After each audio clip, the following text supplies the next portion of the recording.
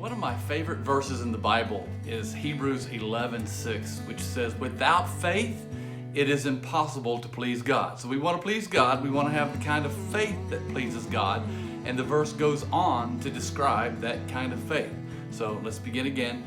Without faith, it is impossible to please God. For anyone who comes to Him must believe that He exists. Obviously, if we're going to come before God, we have to believe that He exists first. But then the rest of the verse says this: we must not only believe that He exists, but that He rewards those who earnestly seek Him. In other words, if we want to have the kind of faith that pleases God, we have to not only believe that He is, anybody can do that, but we have to believe the kind of character that our God has, and His character is that of being a rewarder.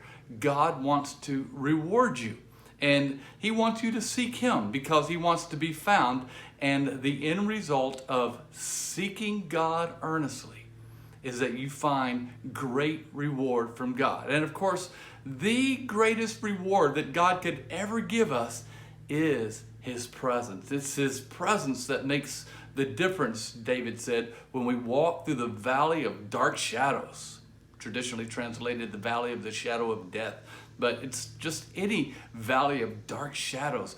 When God is with us, we can handle it. So His presence is the greatest reward, but that great reward goes beyond that to impact every area of your life. God is a rewarding God.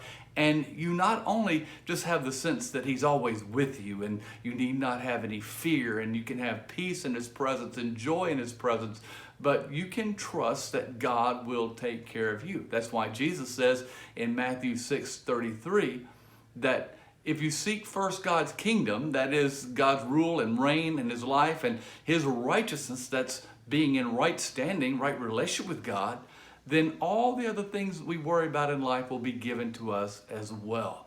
So seeking God, as we're encouraging people to do in their prayer lives, as we're encouraging you to do in your prayer life, has great reward that impacts your spiritual life, but also your life here in this material world. I think about my daughter who is in Australia and studies, and every month I get a text, Dad, can you send the rent money?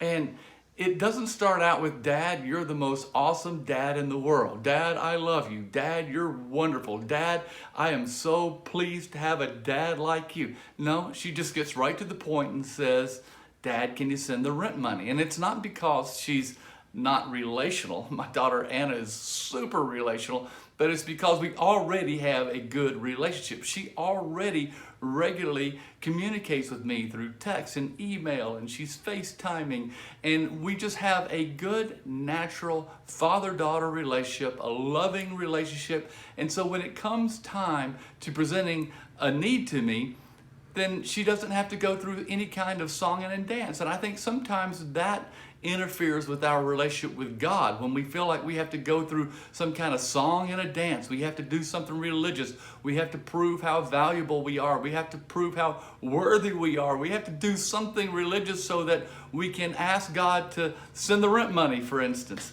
But I believe that God wants to get you to the place where you just naturally seek Him. You want His presence more than anything else. You want to be in relationship. You want to be in connection with God, and it becomes such a normal, routine part of your life that then when it comes time to present a need, it's just natural. That's why the Lord's Prayer, as we're studying it, will move from recognizing the fatherhood of God and desiring His presence, ultimately to asking God for daily bread. But God is a rewarder of those who will earnestly seek Him. Seek Him, and you'll find everything else falling into place. I believe that, and I believe that you can trust God for that in your life, whatever your needs. God bless you as you seek Him with all your heart. I trust this word has been a source of strength and comfort. During this trying time, our church is bringing you these words every day, Tuesday through Saturday.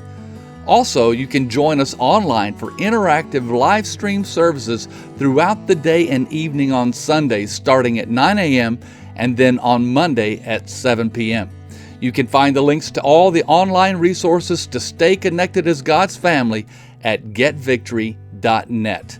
Until next time, let's stay in God's presence and peace.